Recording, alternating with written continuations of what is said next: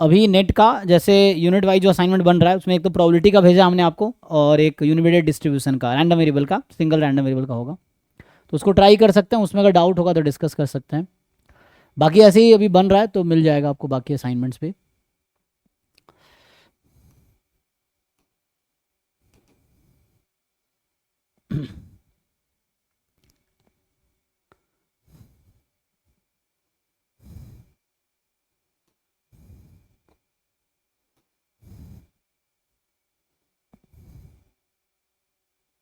है ना, ये जैसे अभी हमने भेजा ना आपको, यही भेजा था ना, इसमें 11 से 23 के जितने भी यूनिवेरिएट डिस्ट्रीब्यूशन के हैं वो क्वेश्चंस हैं, तो एक जगह आपके यूनिवेरिएट क्वेश्चंस मिल जाएंगे।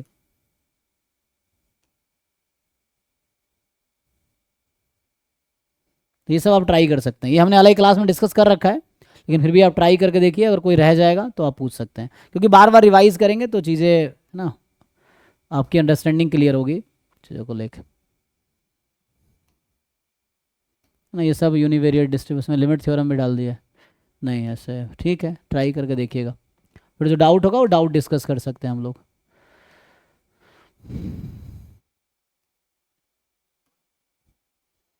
अभी आते हैं हम लोग, अभी वो डिस्कस किए थे ना कल, सैम्पलिंग ऑर्डर और स्टैटिस्टिक्स, तो उसमें ही देखते हैं उसके क्वेश्चंस मिलते हैं तो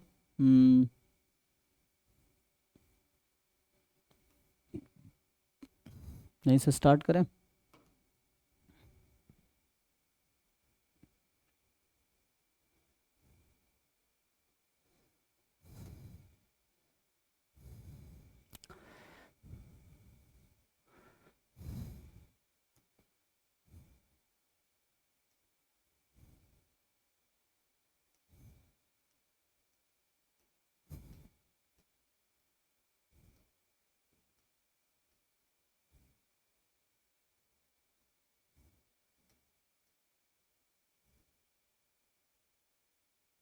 ये तुमने किया था शायद, ये क्लास में कर रखा है लिमिट थ्योरम वाले।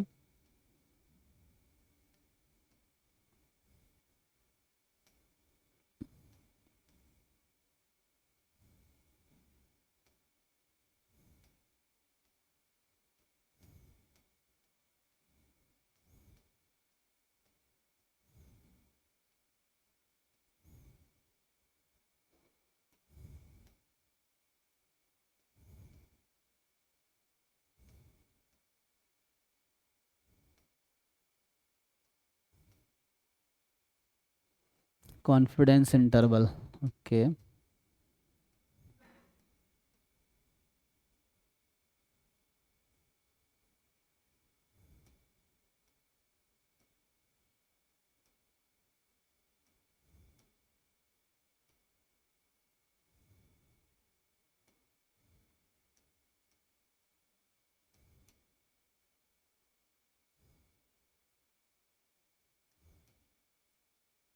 जैसे ये क्वेश्चन अभी कल हम कर रहे थे ना आपके लिए, देखिए मतलब एग्जैक्टली सेम नहीं लिखा था।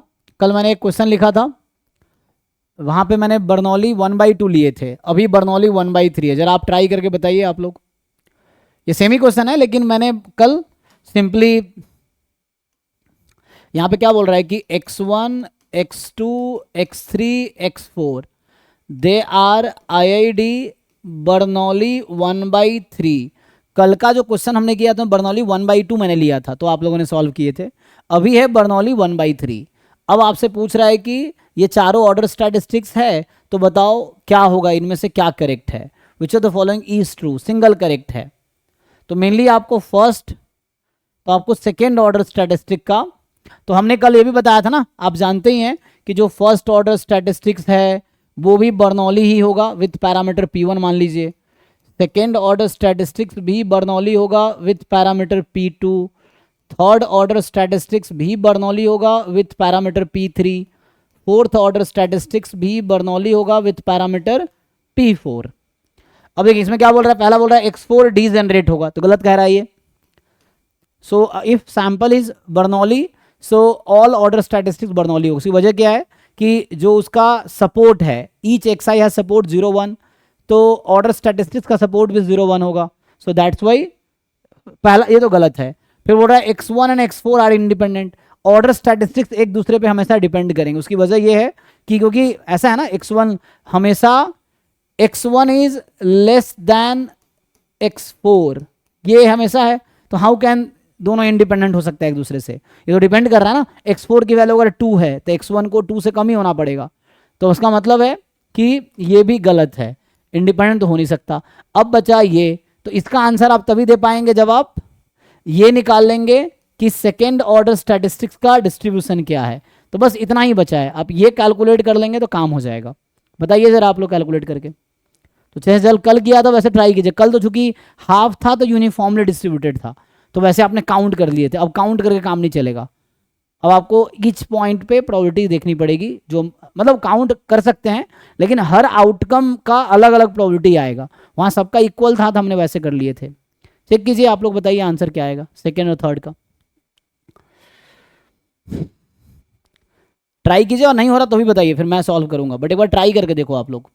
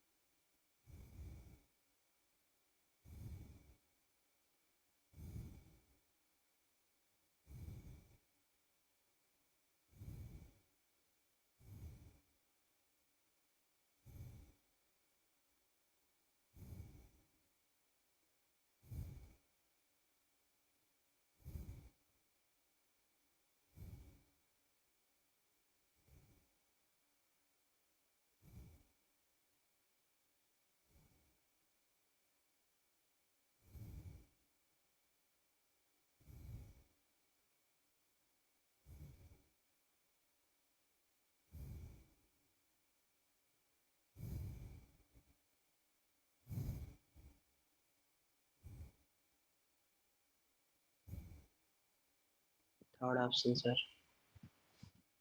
थर्ड आ गया, ठीक है। तो यस। तो क्या होगा, सेकेंड ऑर्डर स्टैटिस्टिक्स का डिस्ट्रीब्यूशन क्या आया आपका बर्नौली में? 1/9। 1/9, ओके। ठीक है, तो मीन आ जाएगा 1/9 और वेरिएंस 1/9 इंटू 8/9। ठीक है, सही है। ठीक है भाई, आगे बढ़ूँ? कल जैसे सॉल्व किया वैसे ही सॉल्व होगा, ये मैं सॉल्व करूँ। बस आपको करस्पॉन्डिंग पॉइंट देखने हैं और उसकी प्रोबेबिलिटीज निकालनी है, यही करना है। What about others? मैं सॉल्व करूँ या आगे बढ़ूँ? ठीक है ना, कर पाओगे?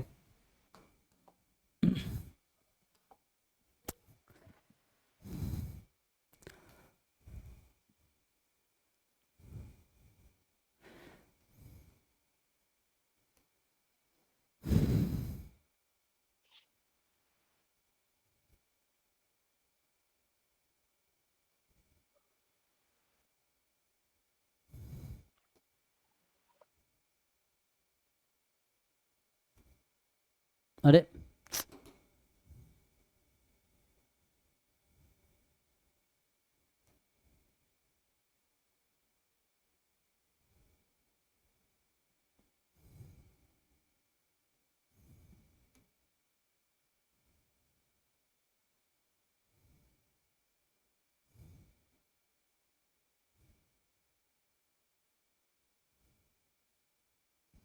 अच्छा, इस तरह क्वेश्चन ना अक्सर लोगों को दिक्कत आती है। ये क्वेश्चन आपने किया था पहले? जैसे ये रैंडम वेरिएबल का क्वेश्चन है, इसका जरा आंसर बताइए। ये तो सिंपल है, लेकिन PDF is the convex combination of two PDFs, है ना? इसमें जो क्यू है, क्यू जो उसने दिया है वो 0.6 होगा, क्योंकि convex combination of two PDF is a PDF. तो इसका बताइए क्या आंसर होना चाहिए?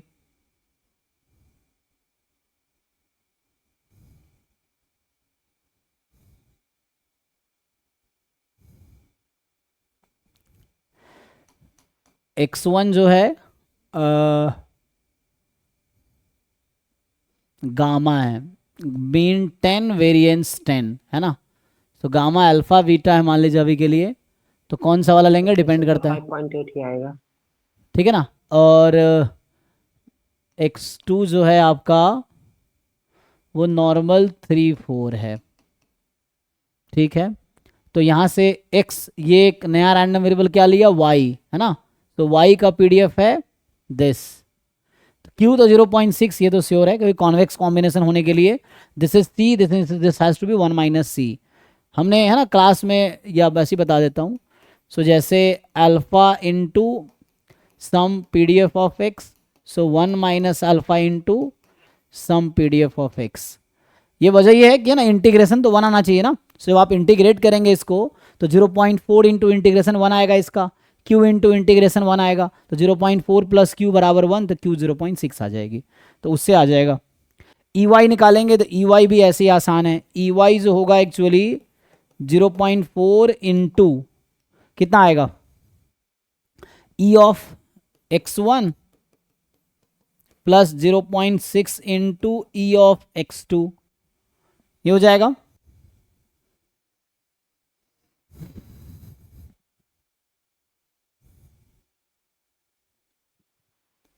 फिर ई एक्स स्क्वायर ऐसा होगा, फिर वेरिएंस आएगा जब आप ई वाई स्क्वायर निकालेंगे, तो ये ऐसे ही आएगा 0.4 into e x one square, 0.6 into e x two square, ये आएगा।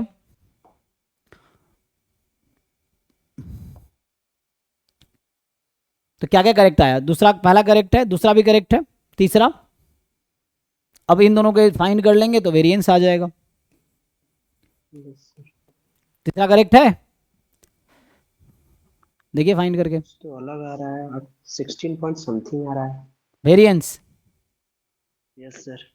पहले घटाना पड़ेगा ना, तो ई वाई तो सर आ जाएगा 0.4 इंटू 5.8। मीन था आपका कितना 10, प्लस 0.6 नो मीन कितना है 3, तो ये आ जाएगा। तो ये तो हो गया था 4 प्लस 1.8, तो 5.8। अब जब ई एक्स स्क्वायर निकालेंगे तो पहले आपको ई वाई स्क्वायर निकालना पड़ेगा।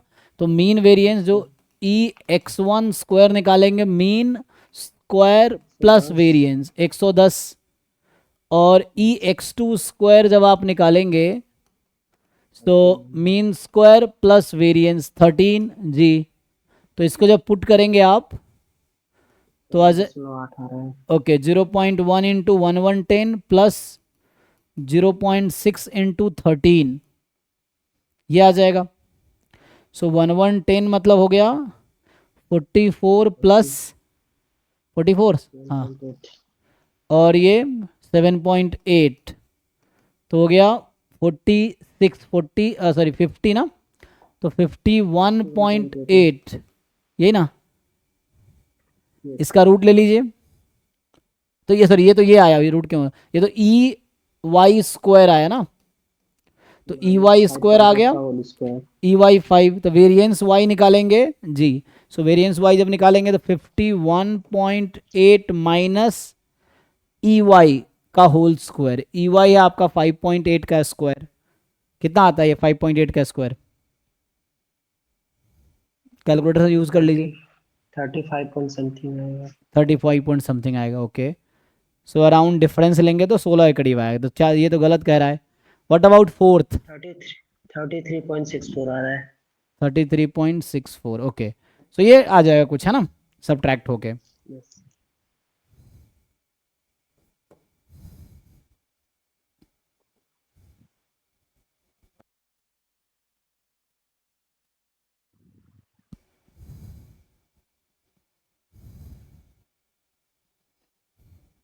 ये 18.16 आ गया फिर तो।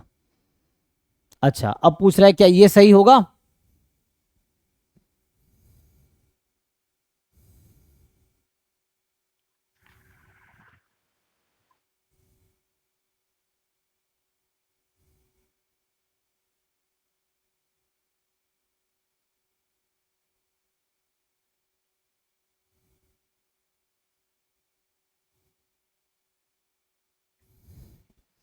व्हाट अबाउट डी, प्रूफ कैसे करेंगे हम लोग अगर प्रूफ करना हो तो? अगर y का मुझे CDF निकालना पड़े हम निकाल सकते हैं क्या जैकोबियन मेथड से?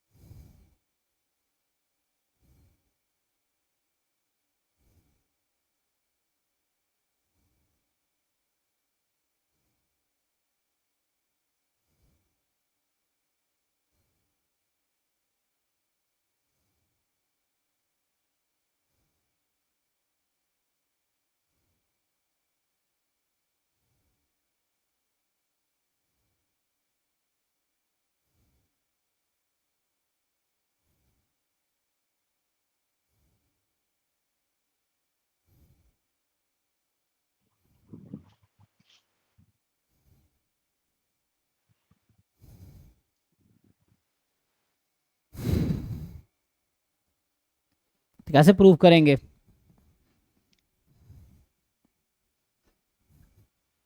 व्हाट अबाउट MGF अगर निकाल ले इसका तो इंडिपेंडेंट है,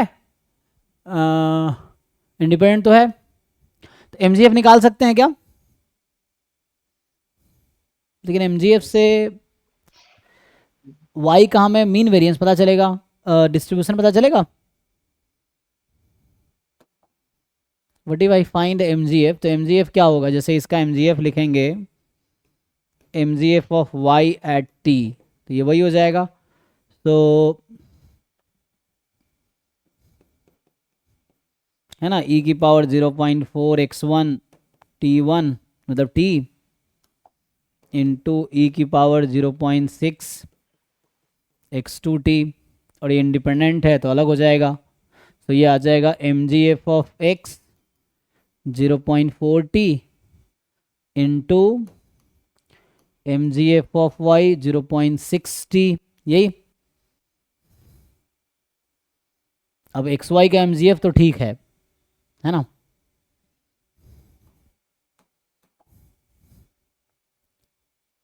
तो यहाँ आ जाएगा EXP,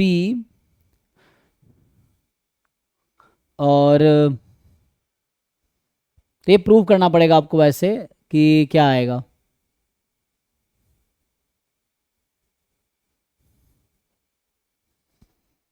है ना, mu t plus half sigma square t square, तो म्यूटी मीन तो इसका कितना था y का 3, तो 1.8t plus half sigma square t square.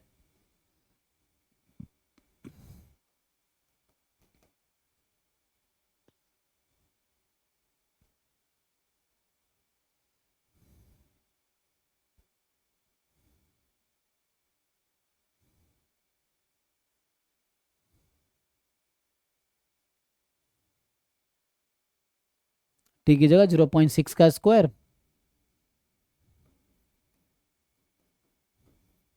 तो ये तो इसका आ जाएगा, ऐसे ही उसका लिख सकते हैं.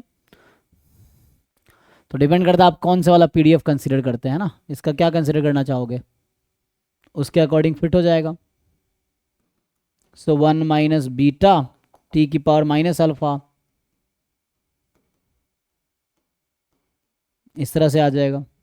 बट इससे कोई एग्जैक्ट डिस्ट्रीब्यूशन तो आएगा नहीं, बस आप ये है कि हमें ये पता है कि डिस्ट्रीब्यूशन यूनिक होगा, it will have unique distribution.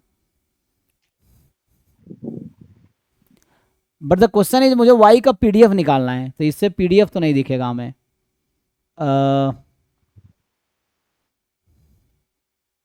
तो यहाँ क्वेश्चन ये है कि जैसे मान लीजिए y है alpha into x1 plus 1 minus alpha into x2, तो क्या y का PDF ये आएगा alpha into fx1x plus 1 minus alpha into fx2x? ये क्वेश्चन है, क्या ये ऐसा होगा? विल दिस इम्प्लाई, क्या ये इसको इम्प्लाई करेगा? मेन ये क्वेश्चन है, क्योंकि वो तो मुझे गिवन है. या इफ एंड ओनली इफ होता है क्या? क्वेश्चन ये है. बताइए, हाँ या ना?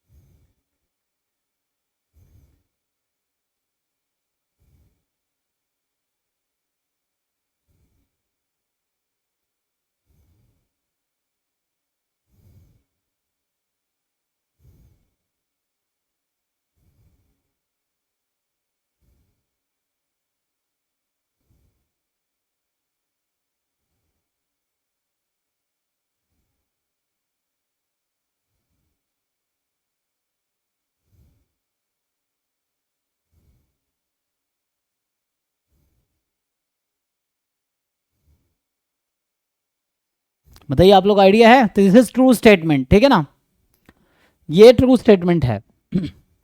This is a true statement कि y अगर अल्फा है ना, अल्फा f1x है, ये है, तो वो इसको इंप्लाई करेगा, इवन ओनली इफ होगा।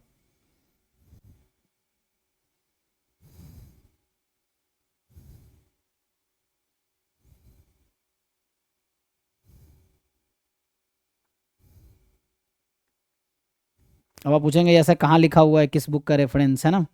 तो वो है ना, ये सब छोटे छोटे बुक में लिखी नहीं रहती है, जो लोअर लेवल की बुक है।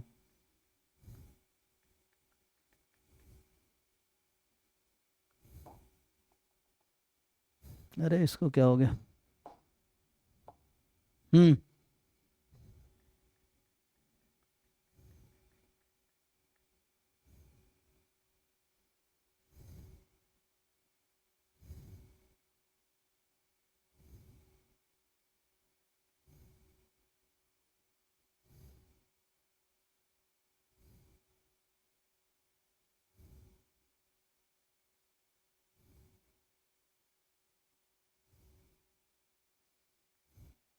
तो ये कैसेला वर्ग वाली बुक का रेफरेंस दे रहा है, ठीक है ना? तो कैसेला वर्ग वाली बुक में मिल जाएगा ये। उसकी आपको एक साइज देख सकते हो, उसमें मिलेगा, ठीक है ना? तो ये रिजल्ट ट्रू है। So this is correct statement. ये fourth option is the true statement. अगर ऐसा होगा कि y is convex combination of two continuous random variable, तो PDF of y will be convex combination of corresponding PDFs, ठीक है? तो ये ट्रू है फोर्थ वाला। तो ये रिजल्ट है, मतलब अगे ना, दिस इज अ रिजल्ट जो आपको यूज करना है।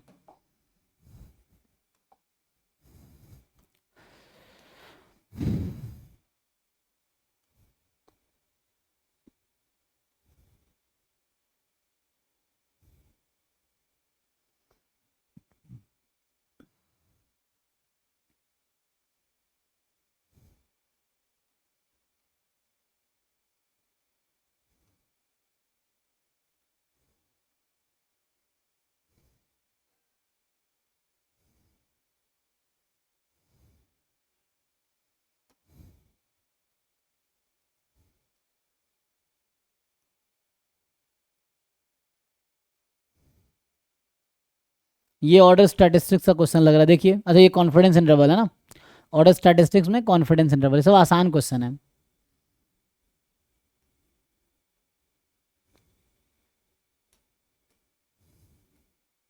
एमएलईज एंड अदर्स ना।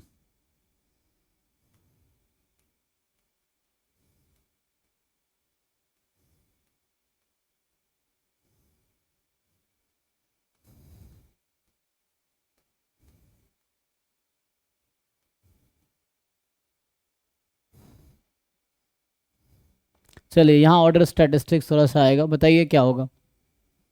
तो ये क्या बोल रहा है? अच्छा मैक्सिमम तो वही है।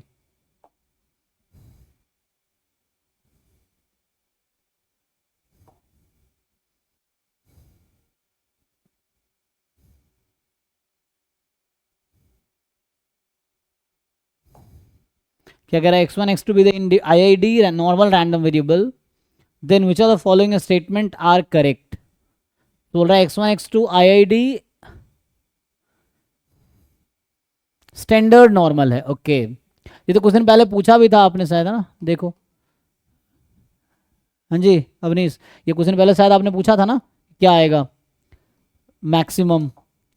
x1 x2 IID नॉर्मल है 0 1, तो आपको बताना है कि what is the expectation of maximum and what is conditional expectation of this. ये तो आसान क्वेश्चन है मुझे लग रहा है, चेक करके बताइए।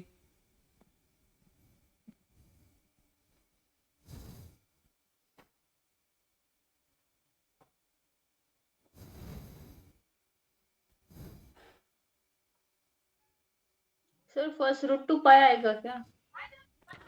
√2 पाई आ रहा है, तो पहला गलत है इसका मतलब। ओके बाकी नहीं ट्राई। मतलब मैक्स का फॉर्मूला तो वही है ना, स्क्वायर रूट ऑफ 2/पाई इंटू सिग्मा। नहीं वो तो तब था, वो तो मीन उसका है, मीन डेविएशन। हाँ तो लेकिन वो तो आ जाएगा, एक मिनट। जैसे मैक्स का जो नहीं सर ट्रू है। जैसे x1 x2 का जो टू फॉर्मूला रूट बता रहे हैं पाई आप, आएगा। ये half x1 plus x2 plus mod x1 minus x2, ये मैक्स का फॉर्मूला है जो आप कह रहे हैं। इसका एक्सपेक्टेशन लगा देते हैं, तो एक्सपेक्टेशन ऑफ जब आप मैक्स लगा देंगे तो ये आ जाएगा हाफ ex1 ex2, है ना, इस तरह से। तो ex1 0 ex2 0। अब एक्सपेक्टेशन ऑफ बचा मॉड x1 माइनस x2। तो पहले आप यहाँ सोचिए कि x1 माइनस x2 का डिस्ट्रीब्यूशन है नॉर्मल 0,2, राइट। तो मीन डेविएशन जो होता है हाफ, और इसका मीन डेविएशन आएगा √2/पाई इंटू सिग्मा। सो इसका सिग्मा कितना है? √2, है ना। सिग्मा तो √2 है ना, क्योंकि ये तो नॉर्मल 0 2 हो गया। तो आप √2 2 हो जाएगा, कैंसिल कर देगा, तो 1/√पाई इज द करेक्ट आंसर। जी आप सही बता रहे हैं, तो दिस इज करेक्ट।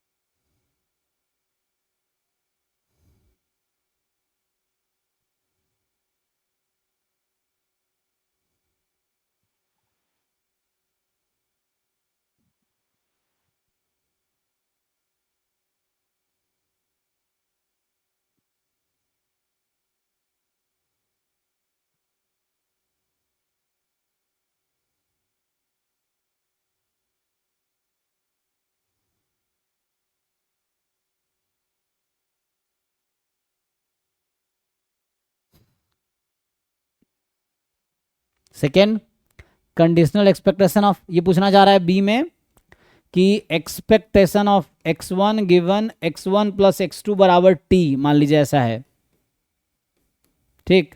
तो ये आएगा t/2, ये पूछना चाह रहा है, क्या ऐसा आएगा? तो आप, ये तो बाई वेरिएट होगा ना, independent two independent normal is bivariate normal. तो x1 x2 का डिस्ट्रीब्यूशन है बाई वेरिएट नॉर्मल 0 0 1 1 0, यही है ना x1 x2 का डिस्ट्रीब्यूशन है, तो बाई वेरिएट में चला जाएगा, इंडिपेंडेंट है इसीलिए। तो इंडिपेंडेंट नॉर्मल है, देन वो इंडिपेंडेंट है, ज्वाइंट प्रोडक्ट ऑफ मार्जिनल, इसलिए बाई वेरिएट हो गया। So joint PDF is a bivariate normal 0 0 1 1 0 हो गया। यस सर करेक्ट है। तो अब सिंपली आप x1 x1 प्लस x2 का निकाल लीजिए डिस्ट्रीब्यूशन, है ना। So when will find x1 x1 plus x2 का डिस्ट्रीब्यूशन, तो ये बाई वेरिएट नॉर्मल मीन 0 0 रहेगा, वेरिएंस 1 और इसका वेरिएंस 2, कोवेरिएंस 0 क्योंकि इंडिपेंडेंट है। अब कोवेरिएंस 1 हो जाएगा। हाँ 1 रहेगा कोरिलेस 1 आ जाएगा। जी, क्योंकि कोवेरिएंस निकालेंगे तो कोवेरिएंस आपका वेरिएंस ऑफ x1 के इक्वल आएगा, और जब डिवाइड करेंगे आप इन दोनों के वेरिएंस से, लेकिन वेरिएंस x1 प्लस x2 का कितना है? 2 है ना,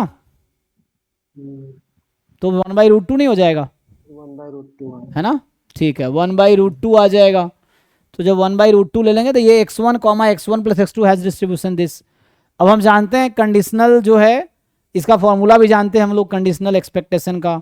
सो E of x1 given x1 plus x2 is equal to t का जो डिस्ट्रीब्यूशन होगा क्या आएगा, μ1 तो 0 प्लस रो, इन दोनों का को रिलेशन कोएफिशिएंट 1/√2 सिग्मा 1/σ2, तो इसका सिग्मा 1 और इसका सिग्मा 2 √2 ही हो जाएगा, है ना? t और into T minus mean of x1 plus x2 जो कि 0 है।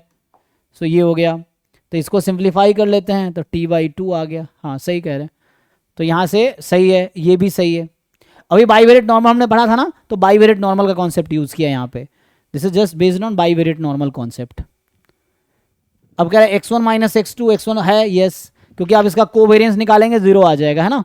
तो कोवेरिएंस 0 आ जाएगा, तो इफ एंड ओनली इफ होता है नॉर्मल में, तो ओके है। फोर्थ पे आइए, फोर्थ वन x1 का स्क्वायर 1 का स्क्वायर 1 का स्क्वायर 2 जो कि गामा हो जाएगा, और x1 अपॉन x2, x1 तो नॉर्मल है, तो क्या ये इंडिपेंडेंट होगा?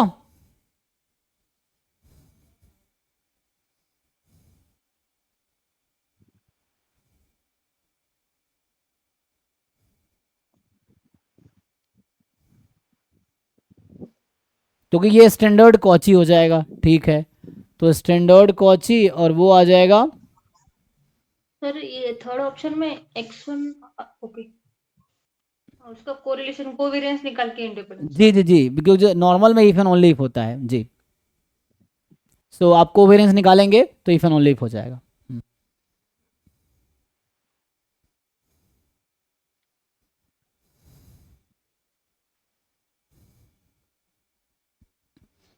What about fourth?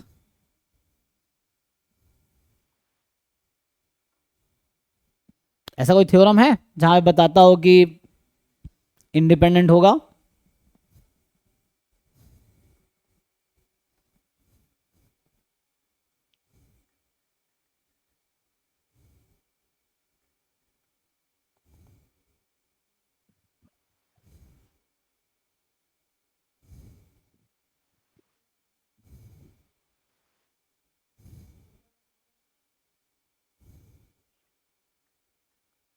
सर ये फर्स्ट तो का स्क्वायर है, दूसरा cos भी। सर उस प्रॉपर्टी पे तो नहीं है, x plus y and x by y are independent. वो गामा में x जो है हाँ गामा है, का स्क्वायर तो गामा ही है, जी, और x जो है नॉर्मल है। ये जो स्टैंडर्ड कॉची है ये T1 होता है ना? तो ये t distribution with 1 degree of freedom आ जाएगा, और ये का स्क्वायर 2 है ना? x1 है, अगर x1 बाई x1 x2 भी अगर गामा होता तब इंडिपेंडेंट बोल सकते थे। हाँ वैसा बोल सकते थे, लेकिन x1 x2 गामा होगा नहीं। ये नॉर्मल है। लेकिन मैं ऐसा कर सकता हूँ इसको कि रूट अंडर x1 स्क्वायर लिख सकता हूँ और रूट अंडर x2 स्क्वायर, ऐसा लिख सकता हूँ। अब ये क्या हो जाएगा, अच्छा तो ये तो रूट आ जाएगा ना, लेकिन तो ये गामा है ना,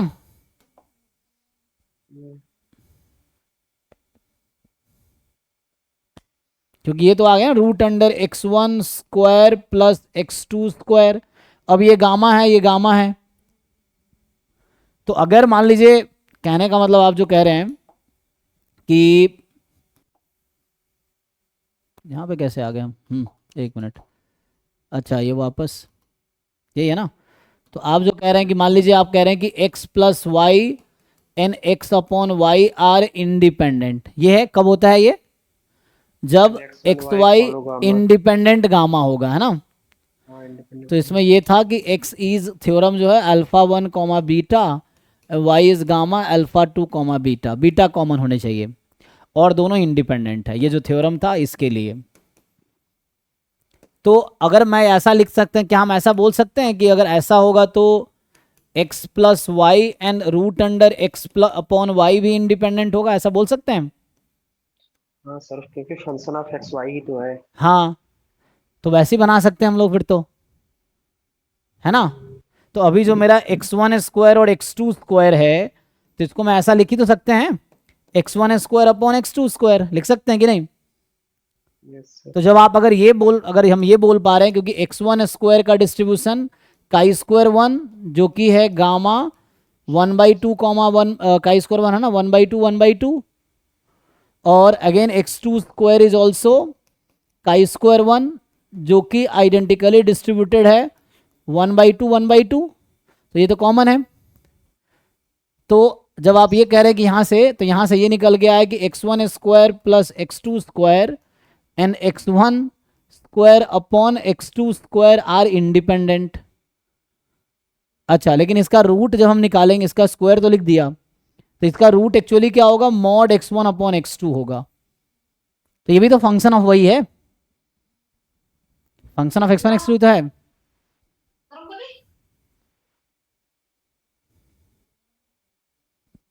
इसका रूट जब लेंगे तो मॉड x1 अपॉन x2 आएगा।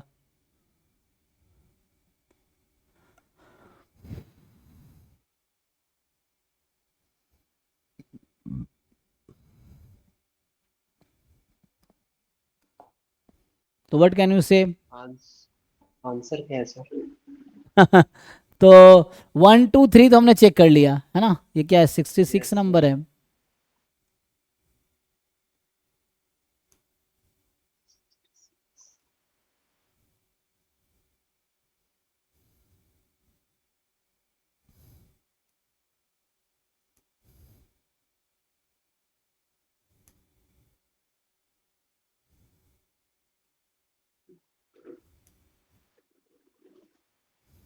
चारों सही है। सारा सही।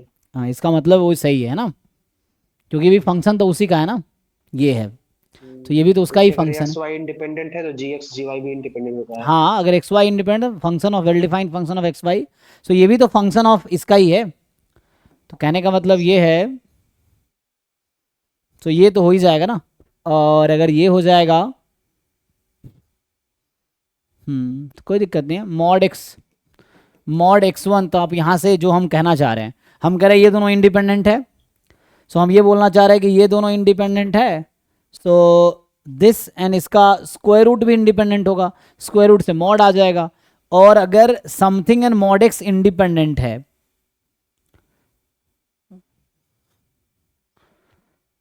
आ जाएगा ना, तो उससे आ जाएगा फंक्शन ऑफ एक्स वाई, तो उसी से कुछ आ जाएगा, ठीक है ना। इस तरीके से ये गामा का रेशियो है और ये गामा का सम है, तो गामा में ये थ्योरम है, दो बोथ आर इंडिपेंडेंट, इसलिए ये भी इंडिपेंडेंट आ जाएगा, तो इंडिपेंडेंट इसलिए आ जाएगा। तो 66 था ना। सर ये मतलब गामा फॉलो करेगा तो square root of x upon y भी इंडिपेंडेंट होगा, कैसे मतलब?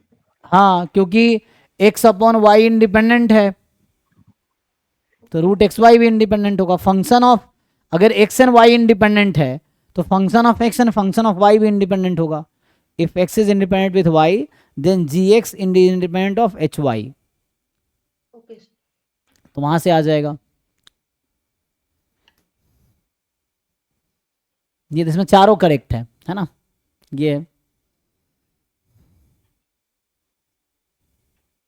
सिमेट्रिक डिस्ट्रीब्यूशन पे, सिमेट्रिक हमने कुछ क्लास पहले डिस्कस किया था, देखिए जरा इसका क्या आंसर आएगा। ओह,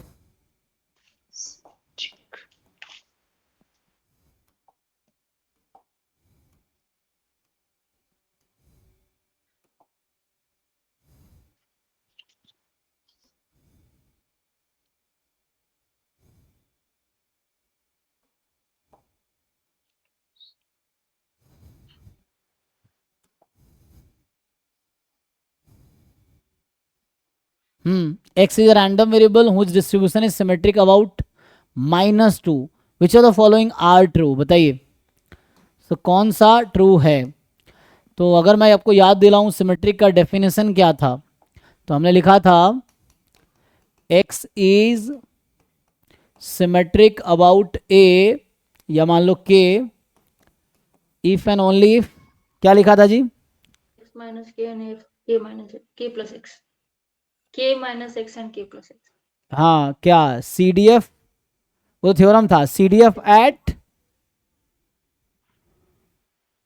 x plus k.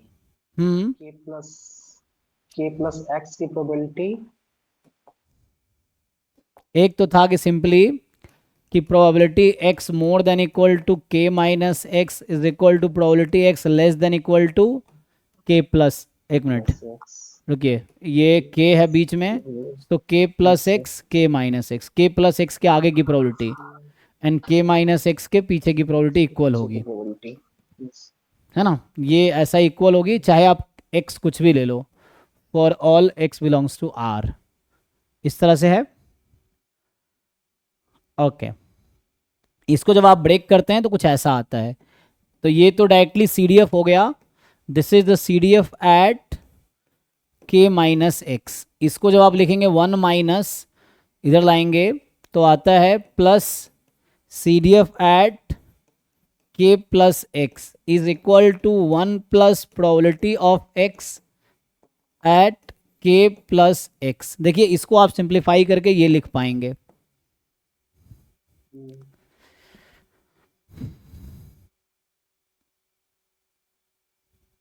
तो ये डेफिनेशन था। ये इन जनरल बोल रहा हूं, चाहे डिस्क्रीट हो, कॉन्टिन्यूअस हो, कोई टाइप का रैंडम वेरिएबल हो। कॉन्टिन्यूअस में इजी हो जाता है, कॉन्टिन्यूअस में ये 0 हो जाएगा, फिर आप इसको डिफरेंशिएट कर देंगे, तो ये तो इन जनरल है चाहे कोई डिस्ट्रीब्यूशन हो, कॉन्टिन्यूअस के लिए आसान है। तो ये तो डेफिनेशन मैंने लिखाए थे, फिर थ्योरम लिखा था कि अगर x कॉन्टिन्यूअस रैंडम वेरिएबल है तो then simply x is continuous symmetric about k,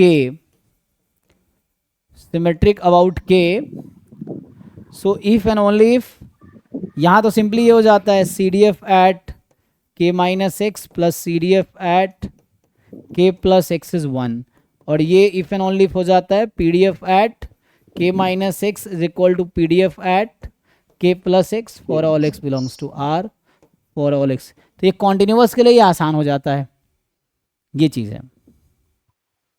anyway अब क्वेश्चन पे आते हैं, अब सारा ये रिकॉल आप कर पाएंगे। फिर वही था कि x is symmetric about k if and only if k minus x and k plus x are identically distributed. तो ये भी था कि k minus x is identically distributed with k plus x, यही है। सो लगाइए, अब ट्राई करके देखिए आप लोग। कह रहे एक्स रैंडम सिमेट्रिक है -2 पे, which of the following are true.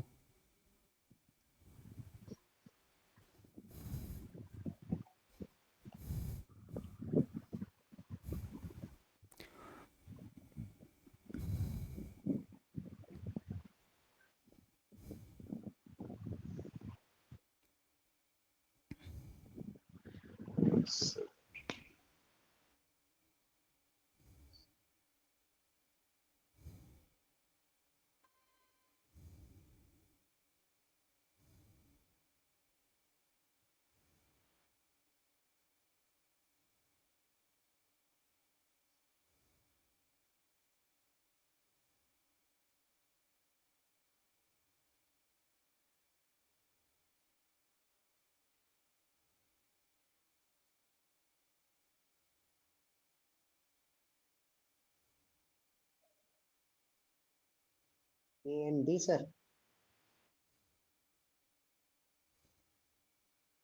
Answer तो याद नहीं है, ट्राई कर सकते हैं, बाकी लोग देखिए।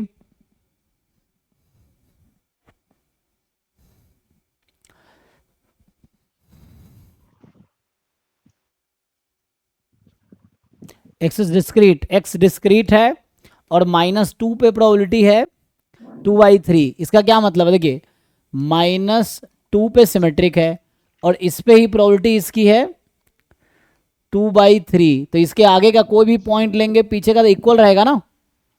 सर 1/6 तो बचा कितना, 2/3 के अलावा बचा 1/3, तो इधर 1/6 और इधर 1/6 है ना, क्योंकि इसी पॉइंट पे -2 है, सिमेट्रिक है इसके अबाउट, तो रिमेनिंग इधर 1/6 होगा, इधर 1/6 होगा। हाँ तो डिस्क्रीट है, ऐसा है, तो x मोर देन -2 सही है, ये तो ट्रू है। डिस्क्रीट है, दिस है, तो x मोर देन 1/2, 1/2 तो नहीं होगा। अच्छा एक मिनट, यहाँ 1/2 कह दिया ना, तो यहाँ जब 1/2 कह दिया तो ये 1/2 है, फिर दो पार्ट में ब्रेक होगा, तो यहाँ 1/4, यहाँ 1/4, इस तरह से है, क्योंकि इस पॉइंट पे अकेले 1/2 है, तो ये तो गलत है।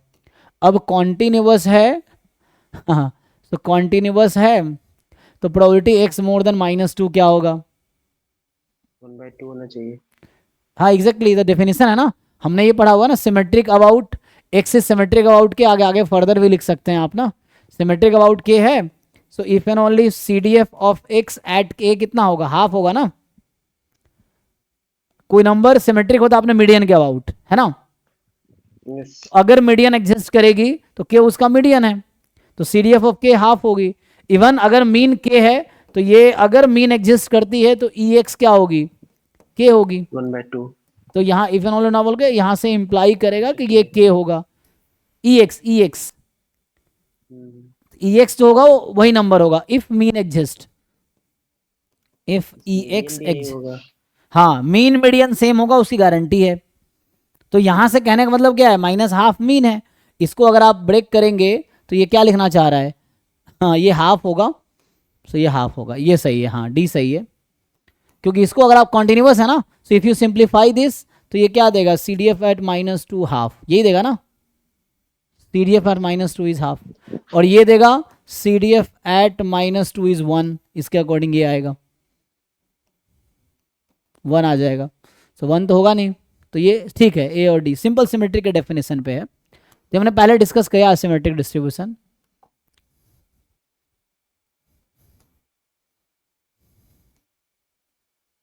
ग्रेडेशन ये तो हमने कर रखा है, ये एक जो डायरेक्ट स्टेटमेंट है, ज्योमेट्रिक होता है ना ये, ज्योमेट्री फॉलो करता है, ज्योमेट्रिक, 1 - e की पावर -1। हाँ तो उससे हो जाएगा, तो कर लेंगे आप लोग ज्योमेट्रिक। ये तो ये डायरेक्ट ऑर्डर स्टैटिस्टिक्स का क्वेश्चन है, देखिए, तो ये ऑर्डर स्टैटिस्टिक्स का क्वेश्चन दे रखा है आपको,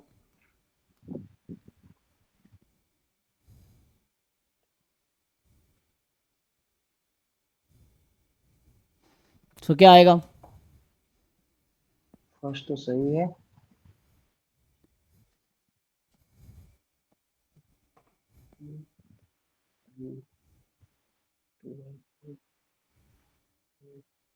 सब थ्योरम है ना, थ्योरम लगा रखा है सीधा सीधा।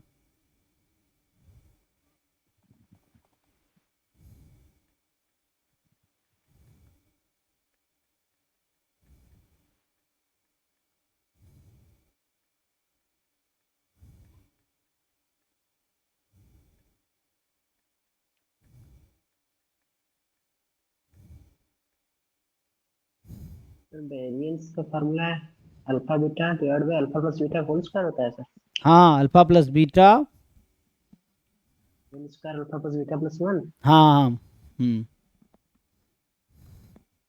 तो ये सिंपल एक थ्योरम है, हमने क्लास में लिखे हैं, सो उस थ्योरम पे ये क्वेश्चन है कि हमने क्लास में लिखा हुआ है कि x1 x2 xn अगर IID यूनिफॉर्म 0 1 है तो उस केस में क्या होता है? जो rth ऑर्डर स्टैटिस्टिक्स है, this is beta first kind r n-r plus 1, n-r+1 ये होता है, and then sth order statistics minus rth भी इसी तरीके से होता है, beta first kind s larger होगा, so s minus r n s r plus 1, ऐसे ही, ठीक है। तो इससे सेकेंड ऑर्डर स्टैटिस्टिक्स बीटा 2 यहाँ 10 है, सो 10 - 2 प्लस 1, सो ये हो गया। फिर 10th order statistics minus first order statistic,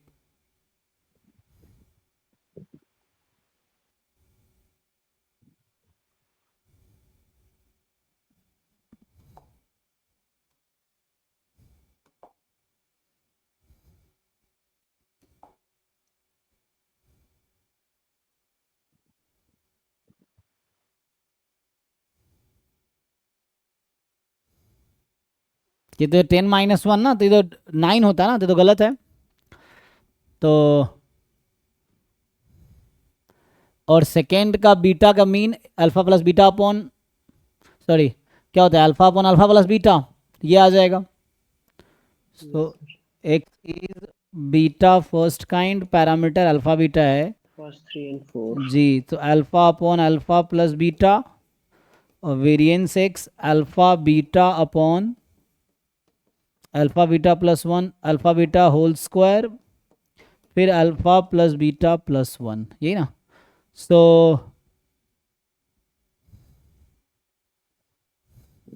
तो ये 2 अपॉन, ये तो सही है, और वेरिएंस भी ऐसे ही आ जाएगा, 9 2 18 अपॉन, ये कैलकुलेट कर लिया आपने, चेक कर लिया, ये आ जाएगा। Yes sir. ठीक है, तो ये सिंपल इस थ्योरम पे है ना, थ्योरम पे डायरेक्ट क्वेश्चन बनाया है, क्योंकि अब एग्जाम में कोई प्रूव करने लगेगा तो इतना टाइम नहीं है आपके पास, ये है ना। इसी को रेंज लिखा था ना कल सिलेबस में, इसी को रेंज बोलते हैं, रेंज ऑफ, मतलब last order statistics minus first order statistics, range.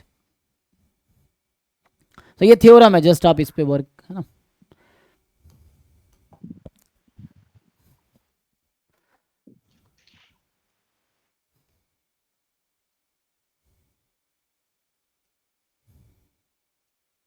Consistent consistent है ना, बहुत सारे क्वेश्चन है। अच्छा, ये कन्वर्जेंस का ही हम कर चुके हैं पहले ही, तो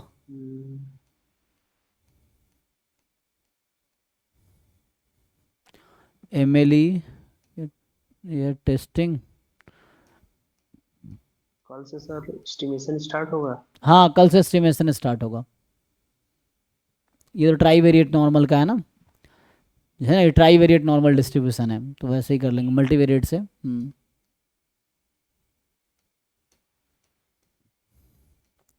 है ना, कल से थ्योरी अभी उसके साथ ही चलेगा, प्रॉब्लम क्लास अलग, अभी हम प्रॉब्लम क्लास कर रहे हैं, तो ऐसे नेट का प्रॉब्लम क्लास अलग रखूंगा, क्योंकि गेट वाले में जनरली हम गेट के क्वेश्चंस कराते हैं, तो नेट का हम लोग प्रॉब्लम क्लास अलग रखेंगे, उसमें नेट के क्वेश्चंस अलग से सॉल्व करेंगे, थ्योरीज तो कॉमन ही है, तो बस नेट का प्रॉब्लम हम लोग बस सर अलग एक बार 83 एक बार 1 सेकंड के लिए देख लीजिए तो।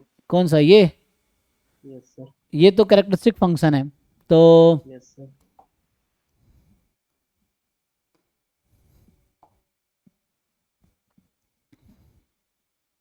तो कंडीशनल एक्सपेक्टेशंस मैंने किया था। तो ये पूछा है कि y has the exponential distribution with mean theta, तो y एक्सपोनेंशियल रेट 1/थीटा and conditional of x given y normal है, this is normal 0, y। So बताओ कैरेक्टरिस्टिक फंक्शन क्या होगा, तो हो जाएगा डबल एक्सपेक्टेशन से, यस सर। तो उससे आ जाएगा। सर डबल एक्सपेक्टेशन आप e के पावर i tx करके करेंगे ना। हाँ हाँ हाँ, अभी मुझे क्या ठीक है चाहिए, सर। है ना, उससे हो जाएगा डबल एक्सपेक्टेशन, फिर एक का यूज कर लेंगे, फिर बाद में दूसरे वाले का यूज हो जाएगा। वो कांस्टेंट का कुछ आ जाएगा। हाँ, तो ठीक उससे आ है जाएगा, वैसे ही किया था। ठीक है, आ जाएगा डबल एक्सपेक्टेशन से यूज कर लीजिए नॉर्मल का, वो उससे आ जाएगा। सर एक मिनट, हाँ थोड़ी सी 1-2 स्टेप दिखा दीजिए बस। इसमें, अच्छा इसमें क्या होगा, हमें क्या पूछना है कि आइडेंटिफाई द कैरेक्टरिस्टिक एक्स, तो मुझे एक्स का कैरेक्टरिस्टिक फंक्शन, मान लीजिए फाइव बोलता हूँ कैरेक्टरिस्टिक फंक्शन को अभी, तो फाइव ऑफ एक्स चाहिए इन टी, तो डेफिनेशन क्या है, एक्सपेक्टेशन ऑफ ई की पावर आयोटा टी एक्स, यही डेफिनेशन है। अब आप क्या लिखेंगे, एक्सपेक्टेशन ऑफ ई की power iota t x given y. अब एक्स गिवन वाई का क्या डिस्ट्रीब्यूशन है, तो ये actually indirectly x given y का आपसे कैरेक्टरिस्टिक फंक्शन पूछ रहा है, तो एक्स गिवन वाई का कैरेक्टरिस्टिक फंक्शन का फॉर्मूला बताइए जी, इसका क्या होगा, ई की पावर क्या होता है, हाफ तो म्यू तो जीरो हो गया है ना, तो म्यू तो जीरो हो गया ना, म्यू तो जीरो ही है, half sigma square t square, तो माइनस हो जाएगा। Minus half of y square. हाँ बस पुट कर दीजिए अब यहाँ पे उसकी जगह पे, तो माइनस हाफ सिग्मा स्क्वायर की जगह वाई स्क्वायर टी स्क्वायर, ये पुट कर लीजिए अभी, और फिर y का मीन निकाल दीजिए उस केस में, तो ये वैल्यू आ गया एक्सपेक्टेशन, इसको आप रखेंगे e की power minus half t square y square, अब ये निकाल पाएंगे एक्सपेक्टेशन, बस y का डिस्ट्रीब्यूशन क्या है, एक्सपोनेंशियल 1/थीटा, तो ये आपको फाइंड करना है अब।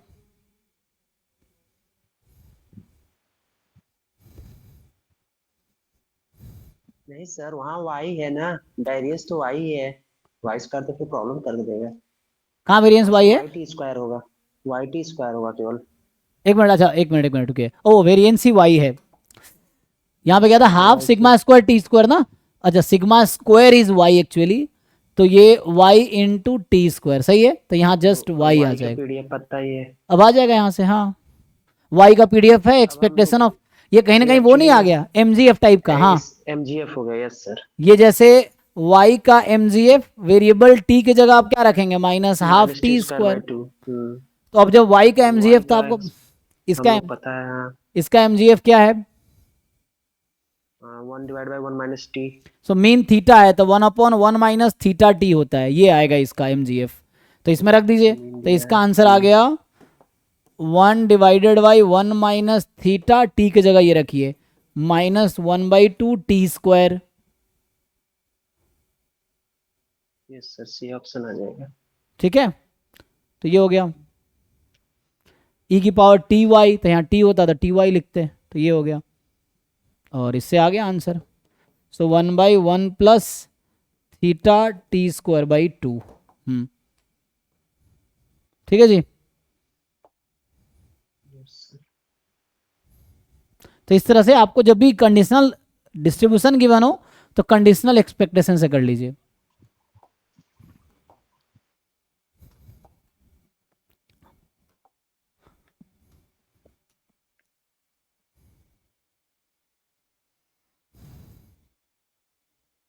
ये तो बेसिक प्रोबेबिलिटी का लग रहा है पहला क्वेश्चन, ये मार्कोव चेन का, ये तो वही क्वेश्चन है 22/7 वाला, पता नहीं और था। तो सफिशिएंट, ये टेस्टिंग, नॉन पैरामीट्रिक, ये आपके पास कॉन्फिडेंस इंटरवल, इधर स्पीयरमैन क्रैंक कोरिलेशन, फिर यहाँ से आ जाएगा डिजाइन, नोवा का है। ये ऑर्डर स्टैटिस्टिक्स लग रहा है। क्या बोला, यूनिफॉर्म जीरो थीटा है, ये भी कॉन्फिडेंस इंटरवल का, ये ऑर्डर स्टैट था लेकिन इंटरवल का है।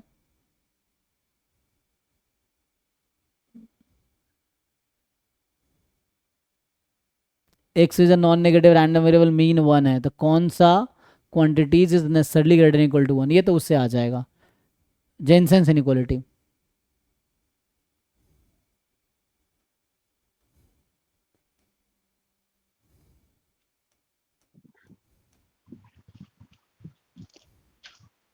ये क्या है, एक्स ज्योमेट्रिक हाफ है, ये भी कंडीशनल पे है, तो निकाल तो सकते ही हैं, है ना।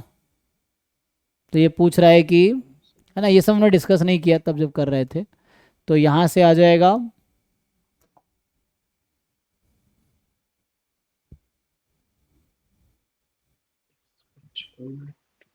निकालिए। तो ये क्या कहना चाह रहा है कि x has distribution geometric half, ठीक, और इसका सपोर्ट दे रखा है 1 वाला, तो सपोर्ट 1 वाला है, इसका मतलब है कि ये number of trial before first success, है ना।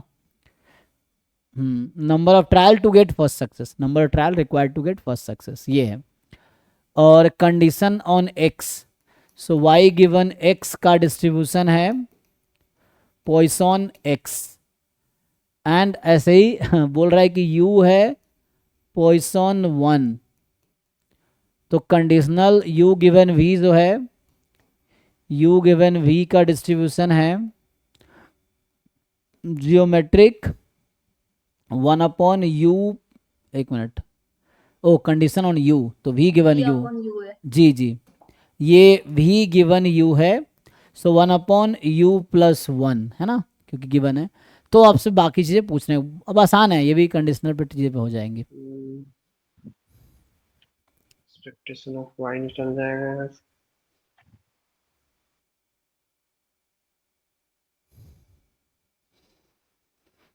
तो डबल एक्सपेक्टेशन वाले तरीके से इजीली आप निकाल पाएंगे, डबल एक्सपेक्टेशन लगा लीजिए, तो एक्सपेक्टेशन हो जाएगा, वेरिएंस वाला भी एक्सपेक्टेशन से हो जाएगा, यस सर, हो जाएगा। आसान है, वैसे तो हो जाएगा, हाँ। यहाँ से एक्सपेक्टेशन ऑफ यू निकालना है, वाई निकालना है, भी निकालना है, ऐसे हम्म एक्सपेक्टेशन ऑफ वाई तो 2 हो जाएगा। एक्सपेक्टेशन ऑफ v 0 + 1 दोनों का सेम आ रहा है sir. Expectation of y and expectation of v 2 आ तो रहा है। अगर इक्वल आ रहा तो ठीक है, मोर देन इक्वल टू में इक्वलिटी तो अलाउड है ही, कोई दिक्कत नहीं है। वेरिएंस निकालना ट्राई करके देखिए, नहीं तो फिर मैं करता हूँ। हो जाएगा सर।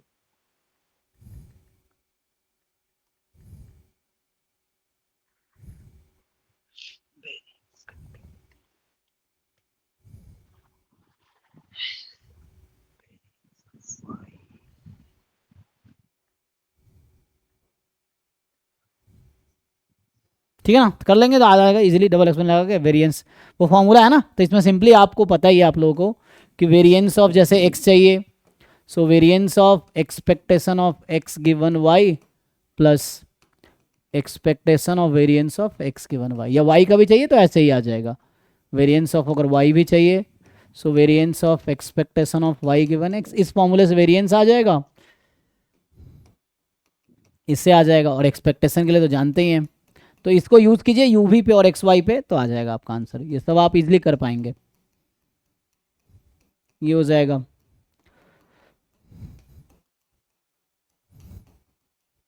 जिसकी ज़रूरत है वो यूज़ कर लीजिए, ठीक है, इससे आ जाएगा।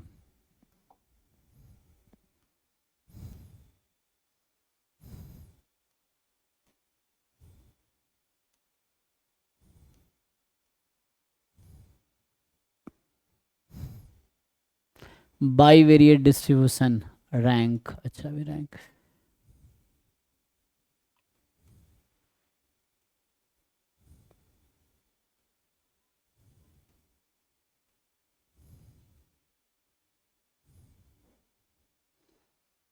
ये सिंपल बाई वेरिएट नॉर्मल का लग रहा है, नॉर्मल का है ना। तो ये नॉर्मल डिस्ट्रीब्यूशन में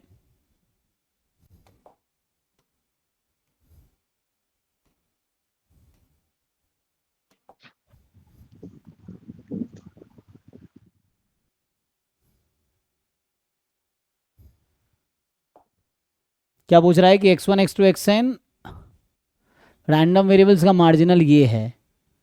अच्छा, क्वेश्चन क्लियर है, देखिए। सो दे आर सेइंग दैट कि सबका डिस्ट्रीब्यूशन नॉर्मल 0 1, लेकिन इंडिपेंडेंट नहीं दिया है ना, इंडिपेंडेंट दिया है, बस बोला है कि इंडिपेंडेंट नहीं, जीरो है लेकिन बस ये है कि नॉर्मल है और कोवेरिएंस 0 है। अच्छा, तो कोवेरिएंस एक्स आई और एक्स जे के बीच का 0 है, तो इसे क्या बोल पाएंगे आप?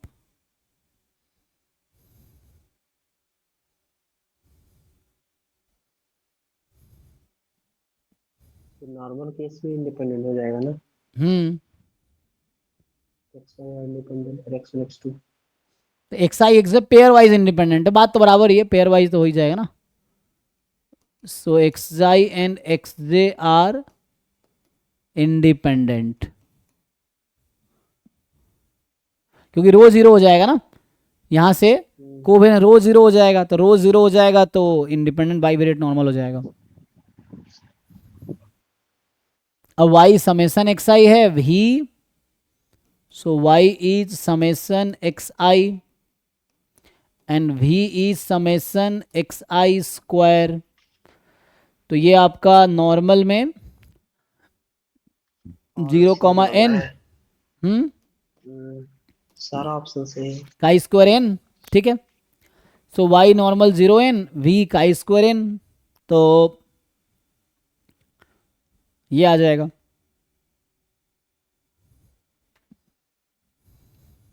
ओके, तो ये ओके है, ओके है। इसको ब्रेक करेंगे एक्स क्यू वाई की इंडिपेंडेंट तो है ही, तो 0 0 ही आ जाएगा। और t mod y more than t, Chebyshev inequality लग जाएगा। चेबी सेफ्स लगा देंगे, ओके, तो आ जाएगा variance y minus 0, variance of y upon T square. y का वेरिएंस कितना है, n है जी, सब सही है ना, चारों सही है। Sir x i x j अगर इंडिपेंडेंट हो तो expectation of x i x j cube भी इंडिपेंडेंट होते हैं मतलब। हाँ, function of x i x अभी बताया था ना, जैसे x and y okay independent है तो function of x and function of y are independent. हाँ, ओके सर।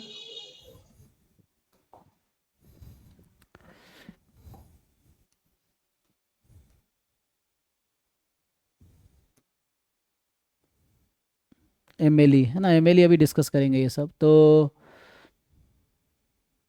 कंसिस्टेंट, अनबायस्ड,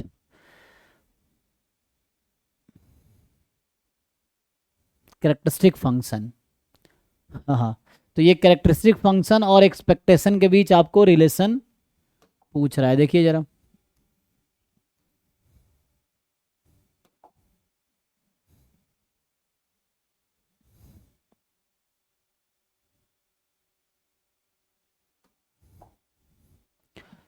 कि एक्स एन एंड एक्स है ना be the independent random variables defined on the common probability space having finite expectation and having characteristic function phi n and phi respectively which of the following are true. तो कह रहा है अगर e of x n converge कर रही है e x पे, then there exist one sample point जहां पे x n omega x omega पे जाएगा।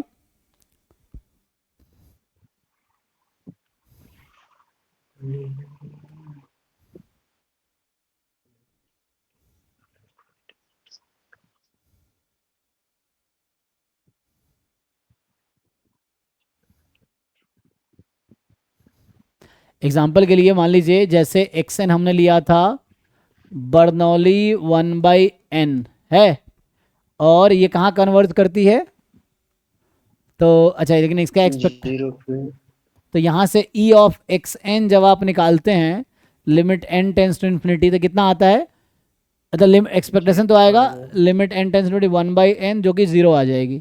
और एक्स जैसे मैं ले लूँ डी जनरेट एट 0, सो मतलब एक्स इज 0, ये समझिए डी जनरेट एट 0, तो इसका मीन कितना आएगा 0 0। तो इसका जो एक्सएन है इसके एक्सपेक्टेशन कन्वर्ज कर रही है ई एक्स के, तो यहाँ से हमने देखा कि E x n converges to E x. अब आप सोचिए क्या तो यहाँ पे एक्सएन का सपोर्ट कितना है 0 1, एक्स का सपोर्ट कितना है 0, तो क्या ऐसा है कि there is a point where x n converges to x, मतलब आउटकम एक्सएन का एक्स के आउटकम के इक्वल होगा। अच्छा तो यहाँ तो मैंने ऐसा ले लिया हमने कि 0 0 तो आ ही गया, 0 कॉमन है ना,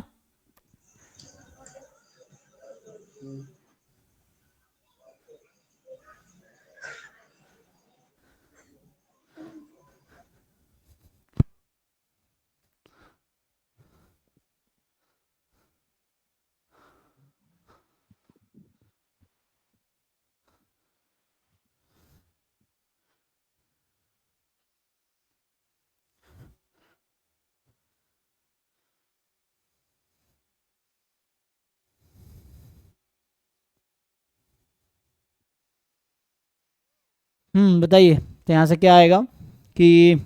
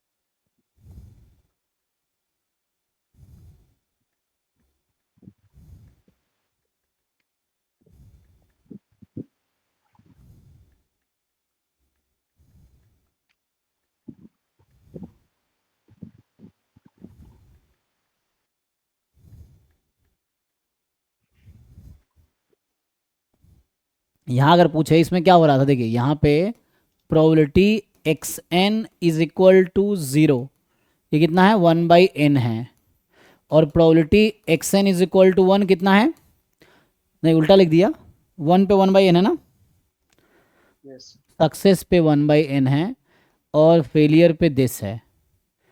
और यहाँ पे क्या हो रहा है कि प्रोबेबिलिटी x बराबर 0 ही 1 है ना, जब आप डिजनरेट ले रहे हैं तो n टेंस टू इन्फिनिटी पे ऐसा हो तो रहा है ना, कि xn ओमेगा इज 0, यहाँ पे x ओमेगा इज 0। ऐसा लीजिए जहाँ पे मीन इक्वल हो जाए बट ऐसा ना हो, ऐसा एग्जाम्पल भी तो मिल सकता है। जैसे के लिए मैं अगर xn को ऐसा ले लेता हूँ प्लस माइनस हाफ वाला, चलिए मतलब वैल्यू प्लस माइनस हाफ और प्रोबेबिलिटी भी हाफ है, तो क्या आएगी मीन इसकी, मतलब प्लस हाफ पे प्रोबेबिलिटी हाफ है, माइनस हाफ पे प्रोबेबिलिटी हाफ है, या प्लस माइनस 1 पे प्रोबेबिलिटी हाफ है ना, यही मान लीजिए। तो इस केस में इस मीन तो यहाँ भी 0 आएगा और मीन तो यहाँ भी 0 है, तो ऐसा तो नहीं कि इम्प्लाई कर रहा है, ठीक है ना। तो ये काउंटर एग्जाम्पल हो जाएगा। ये डी जनरेट 0 पे है, तो यहाँ x 0 है तो इसका मीन 0 है, इसका मीन कितना आएगा, इसका भी 0 आएगा, लेकिन x की कोई वैल्यू मैच नहीं कर रही है, तो पहला तो गलत हो जाएगा ना, चेक कर लीजिए, क्योंकि यहाँ x की value half plus minus half है, वहाँ वैल्यू यो है, तो दोनों में 0 0 ही है, तो ऐसा जरूरी नहीं है। So this is not necessarily true.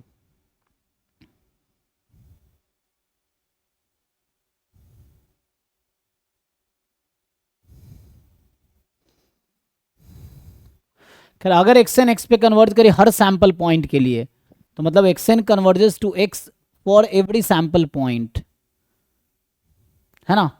तो इसका क्या मतलब, ये वही हो गया, तो ऑलमोस्ट श्योर कन्वर्जेंस हो गया कि limit n tends to infinity xn is equal to x, ये वही तो बोल रहा है, तो ये तो ऑलमोस्ट श्योर कन्वर्जेंस हो गया। इसका मतलब है xn converges to x almost surely. तो बताइए ऑलमोस्ट श्योरली है तो क्या exn कन्वर्ज करेगी ex पे, तो almost sure convergence in mean को इंप्लाई करता है क्या, नो सर। तो आई डोंट थिंक ये जरूरी होगा। यहां भी एग्जांपल देख सकते हैं आप लोग, यही एग्जांपल ले लीजिए, xn बर्नौली 1/n² ना कन्वर्ज करती है ऑलमोस्ट श्योरली टू 0, चेक कीजिए एग्जांपल लेके। So Bernoulli 1/n² converges almost surely to 0, Bernoulli 1/n does not converge almost surely to 0, ठीक है। Bernoulli 1/n does not converge almost surely, ये theorem है, मैं लिखा देता हूँ, एक मिनट यहाँ फंस गया, हाँ तो मैं एक थ्योरम लिखा देता हूँ आपको कि यहाँ पे क्या है कि ये मैं भी क्या बोल रहा हूँ कि ये अभी देखा आपने थ्योरम जो है, माइक चल रहा ना, ये जो हमने लिखा था ये एक थ्योरम है कि like xn is Bernoulli 1/n की power alpha, so xn converges almost surely to 0 if and only if जो अल्फा होगा वो मोर देन 1 होगा, ठीक है। तो अभी के लिए मैं क्या बोल रहा हूँ कि हम लोग एग्जाम्पल लेते हैं बर्नौली 1/n², उसका एग्जाम्पल ले लीजिए, तो क्या होगा इसमें xn you take Bernoulli 1/n², this is fine. अब बर्नौली 1/n² की मीन कितनी आएगी, अच्छा तो वो तो भाई एनी स्क्वायर वो भी कर जाएगा, 0 हो जाएगा, तो ट्रू हो जाएगा, हमें काउंटर एग्जाम्पल ढूंढना है ना, so we have to find one counter example. Almost sure convergence will imply convergence in probability, rth mean नहीं है ना, ये तो बस जस्ट कन्वर्जेंस हाँ का है ना, हाँ आरएथ expectation। मीन तो नहीं है ऐसे, जस्ट ये मीन का कन्वर्जेंस है, तो अगर आरएथ मीन में इंप्लाई करता तो ये श्योर हो जाता ना। ये थ्योरम है ना फिर से कि अगर मान लीजिए xn converges in first mean to x, तो ये इंप्लाई करेगा कि exn will converge to ex, ये है, तो ये इसकी गारंटी देगा, अगले मोमेंट की गारंटी ना दे बट इसकी गारंटी देगा, तो ये है। अगर सेकंड मीन पे होगा तो फिर तो करेगा ना, फर्स्ट और सेकंड दोनों पे, आगे गारंटी नहीं देगा, ये अगले मोमेंट की जरूरी नहीं गारंटी दे, इसमें हो सकता है ex² में not convert to ex²। Square mean पे है तब तो देगा ना सर, कहाँ मतलब, सेकंड मीन पे है अगर मतलब x हाँ हाँ, 2, तो अगर ये होगा तो दोनों इंप्लाई करेगा, exn² will converge to ex as well as exn converge to ex, ये तो होगा, क्योंकि higher moment implies lower moment, मतलब अगर xn कन्वर्ज कर रही है सेकेंड मीन टू x तो इंप्लाई करेगी xn converges first mean to x,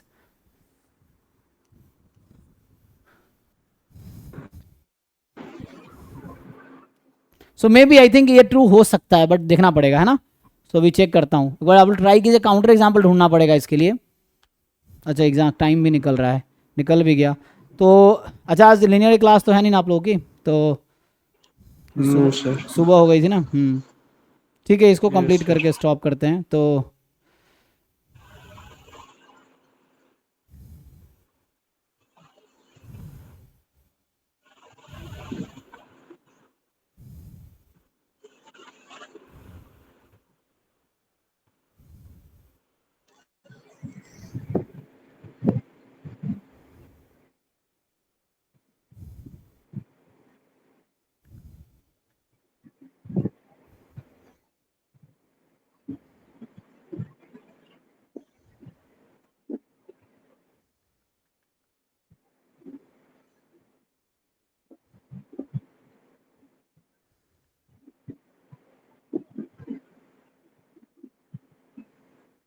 sir class and हो गया क्या?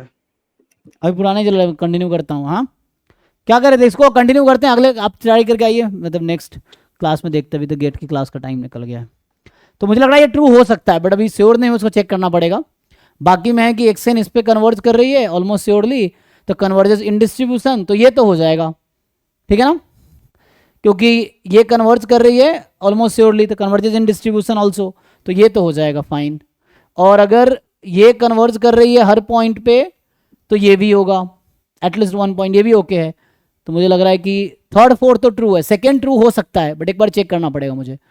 थर्ड फोर्थ तो ट्रू होगा। हाँ हाँ, फोर्थ तो डिस्ट्रीब्यूशन में है तो इम्प्लाई करेगा ऑलमोस्ट श्योर। नहीं नहीं नहीं, ऑलमोस्ट श्योर की बात नहीं कर रहा है।